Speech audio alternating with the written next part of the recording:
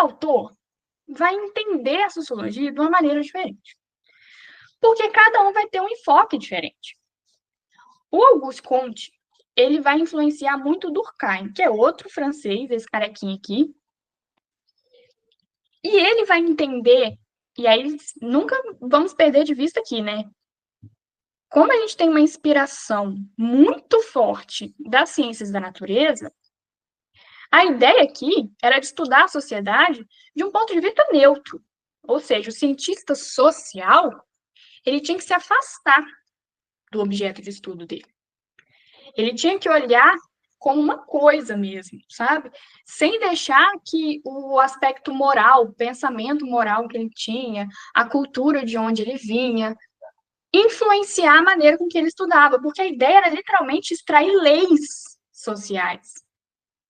De novo, é sempre uma inspiração das ciências da natureza. Então, assim como a gente tem as leis na física, a ideia era realmente analisar os fenômenos sociais, os elementos sociais, e tentar descobrir o funcionamento deles, tentar definir leis que guiam o funcionamento desses fenômenos sociais. Então, o Durkheim, assim como o Comte, tinha essa ideia de uma ciência realmente neutra, de um cientista sem influências internas para análise da sociedade.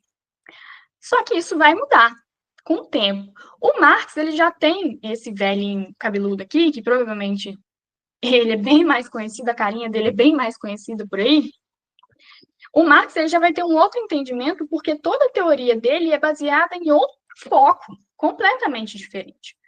O Marx ele vai ter como foco da análise dele o modo de produção de uma sociedade. Ou seja, ele vai se perguntar como essa sociedade come, como que ela mora, como que ela se utiliza dos recursos naturais que ela possui.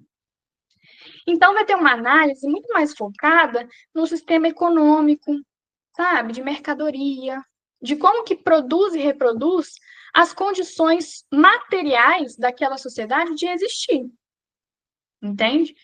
Então, aqui ele vai trabalhar primeiro com essa ideia mais econômica, com essa ideia mais com foco no modo de produção daquela sociedade, e principalmente com um foco muito grande na prática, no poder que o indivíduo tem de mudar a sociedade. Então, a sociologia, para ele, não é somente um modo de conhecer aquela sociedade, entender como que ela se produz e se reproduz, qual é o principal modo de produção dela, como é a principal mercadoria que ela produz.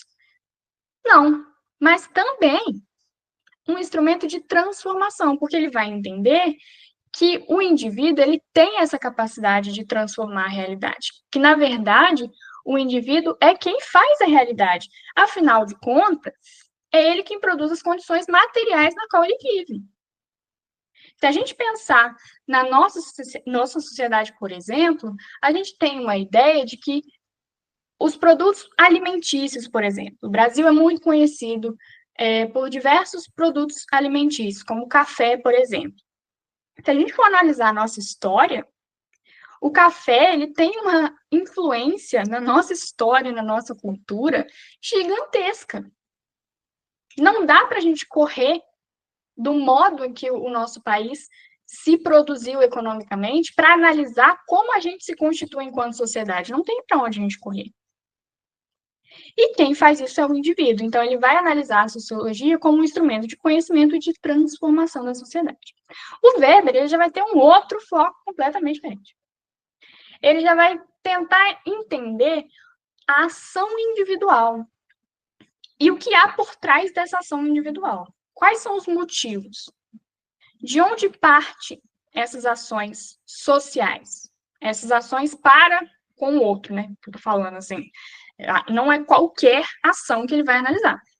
São ações sociais, ações que possuem impacto em outros, em terceiros. Então, vai ter uma ideia de sociologia mais compreensiva, uma sociologia mais focada no indivíduo. Então, percebe aqui que cada pensador vai ter uma percepção diferente, porque vai ter um foco diferente. A sociedade é muito diversa, e assim como qualquer ciência, não tem como a gente abraçar o mundo. Não tem como a gente estudar tudo.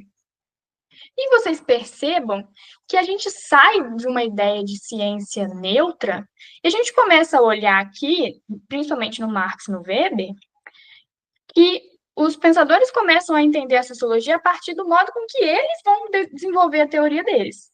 Então já não é mais uma questão totalmente neutra.